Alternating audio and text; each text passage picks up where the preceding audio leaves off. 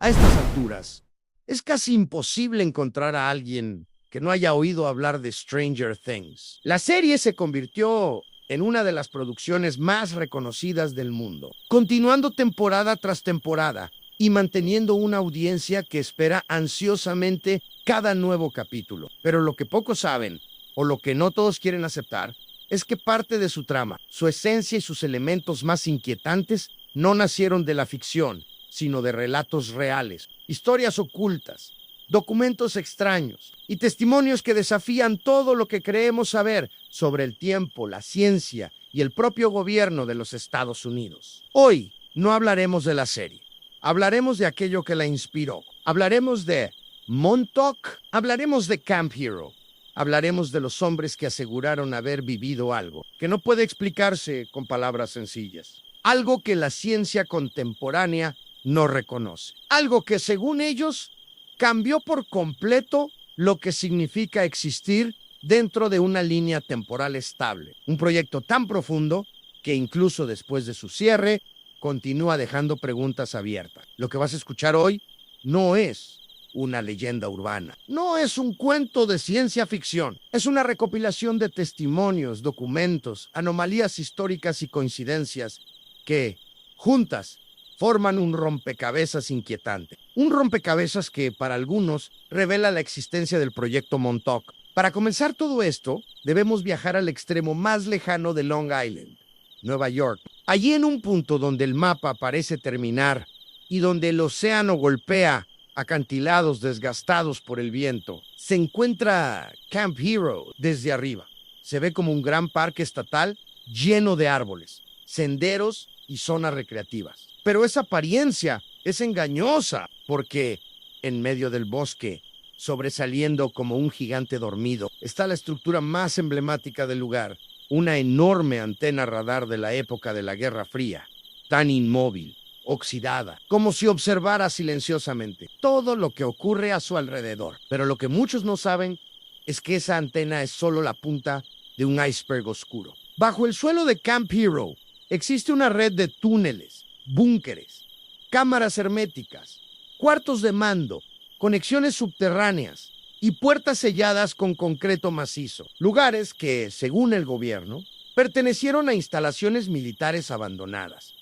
Pero según muchos testigos, nunca estuvieron completamente abandonadas. Para entender por qué Montauk se convirtió en el escenario perfecto para teorías tan profundas, debemos volver al año 1942. Estados Unidos estaba en plena Segunda Guerra Mundial y los submarinos nazis acechaban la costa este. Era un periodo de paranoia, vigilancia y preparación constante. Camp Hero fue construido como una defensa estratégica con enormes cañones, sistemas de observación, búnkeres conectados por túneles y cámaras reforzadas para soportar ataques directos. Todo esto era parte de un enorme complejo subterráneo diseñado para resistir bombardeos. Pero la guerra terminó.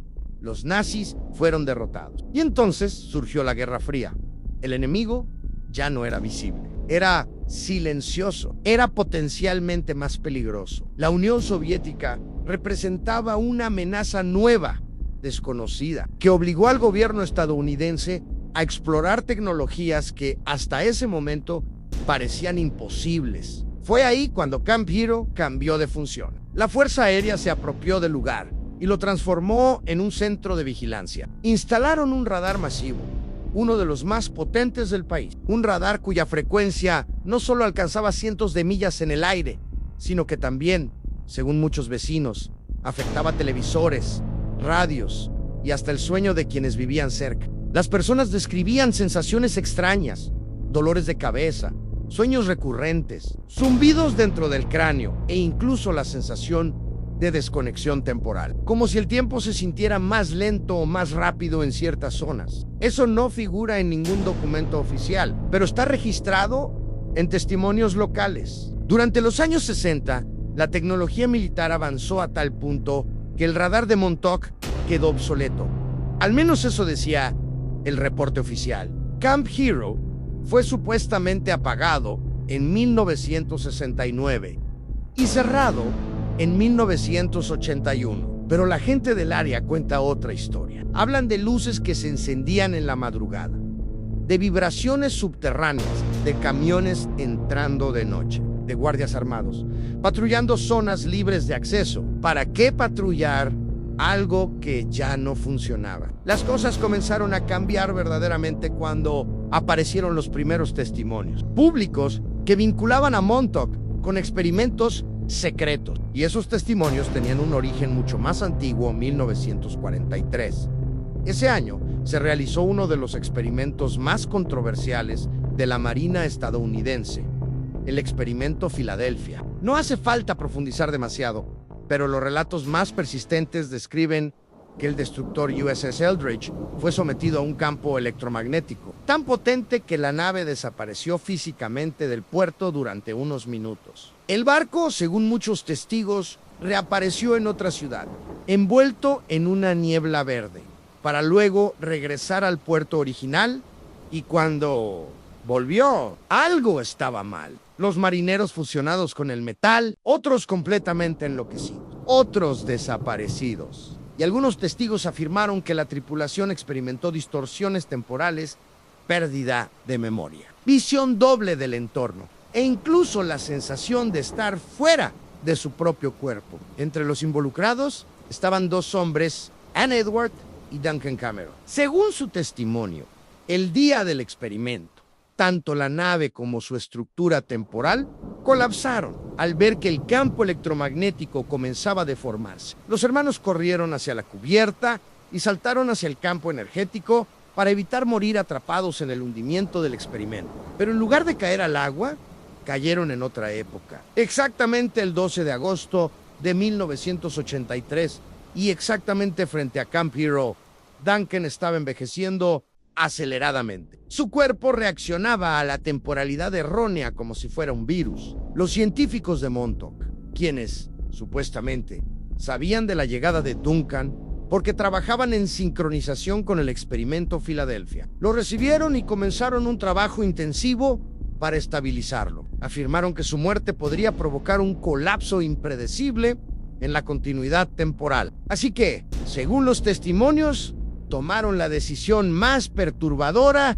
de todas: enviar un mensaje al pasado para garantizar que Duncan tuviera un nuevo cuerpo para que se pueda alojar su conciencia. Esta idea ya sería lo suficientemente oscura por sí sola. Pero antes de continuar, hay una pregunta inevitable, una que cualquier persona se haría llegado a este punto. ¿Por qué estaban haciendo todo esto? ¿Con qué fin querían un experimento tan extremo, tan peligroso y tan imposible de justificar? El proyecto Montauk no se creó para estudiar la mente humana por simple curiosidad, ni para probar teorías exóticas de laboratorio. La verdad es que no. Los documentos filtrados, las coincidencias históricas y los testimonios de los propios involucrados señalan algo mucho más profundo, mucho más grande y mucho más oscuro. Montauk tenía varios objetivos simultáneos, todos ellos inquietantes. Uno de los principales era el control mental a gran escala, la capacidad de alterar emociones, anular pensamientos y redirigir decisiones humanas con precisión quirúrgica. Crear individuos programados para actuar sin cuestionar, obedientes no por convicción, sino por diseño. Pero ese era apenas el primer nivel. Los científicos buscaban también abrir portales en el tiempo y el espacio, observar otras épocas, alterar eventos pasados y explorar líneas temporales paralelas. Para ellos, la realidad no era algo rígido, fijo y absoluto.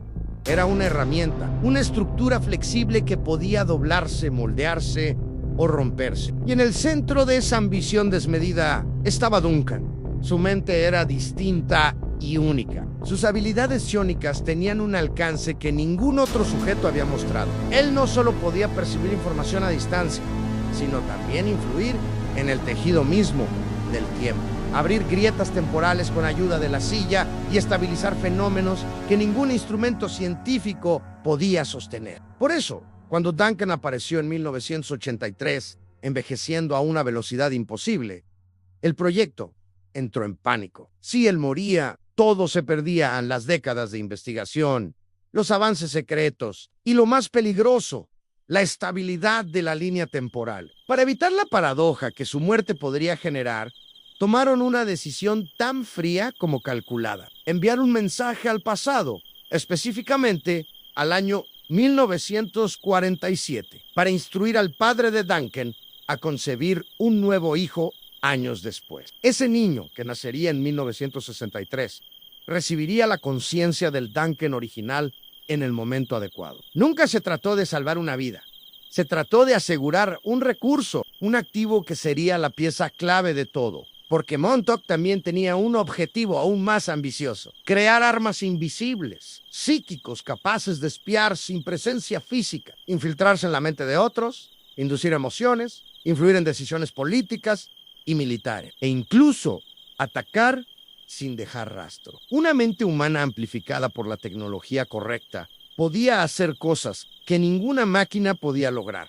En esencia, querían muchos beneficios. Montauk buscaba romper las leyes conocidas de la ciencia, dominar el tiempo, manipular la conciencia, reescribir la estructura de la realidad y construir un tipo de poder que ningún otro país, gobierno o ejército pudiera igualar. Y para eso necesitaban a Duncan, no porque les importara su bienestar, su destino o su humanidad, sino porque sin él absolutamente nada era posible. Él era la llave, él era el acceso, él era el corazón del proyecto. Una vez que entiendes esto, todo lo que viene después en esta historia cobra un sentido completamente distinto. Porque cada experimento, cada anomalía y cada decisión fue diseñada para un propósito mucho más grande, para controlar aquello que nunca debió tocarse. Pero todo se vuelve aún más inquietante cuando aparece el tercer nombre clave de esta historia, Preston Nichols. Nichols